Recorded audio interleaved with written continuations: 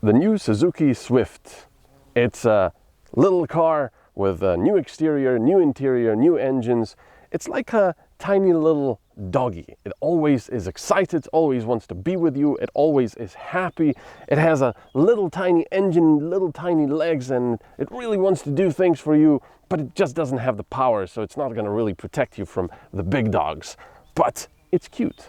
So about those little tiny dog legs, well, it's got a very small 1.2 liter 3-cylinder engine that's actually smaller than its transmission, and it's, well, almost just a little bigger than its battery. It's got no turbo, so not a lot could go really wrong. It's got a non-aggressive, cute shape, and it's got a Formula 1 feature down here. It's kind of cool. And of course in the back, I'm actually surprised that I managed with a little bit of Tetris to get everything inside that we have, which is a bit of a problem in a lot of the smaller cars. We can't really get all of our equipment in there usually. Suzuki are pretty much experts in the fourth dimension. I don't know what they're doing and what kind of tech they're using, but there's always loads of backspace for your legs here in the back of their cars, no matter how small they are, and I still have a lot of space in the trunk, just like the Ignis.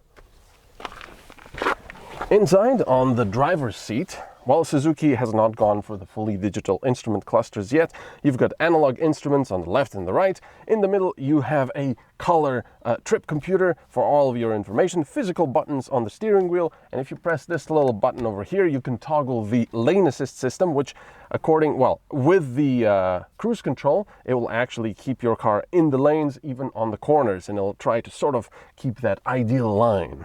On the dashboard, you've got the infotainment screen, which is colorful. It's got all the stuff you really need. It's got radio, entertainment, it's got navigation, it's got all the information about the car. Below it, you've got the vents and the climate controls, which thankfully everything is nice and physical. So you don't have to do anything on the stupid touchscreen while you're driving. Below that, you've got a 12 volt and 2 USBs. You've got a 5-speed manual, and very interestingly enough, a manual handbrake, which you don't really see these days anymore. Everything is electronic.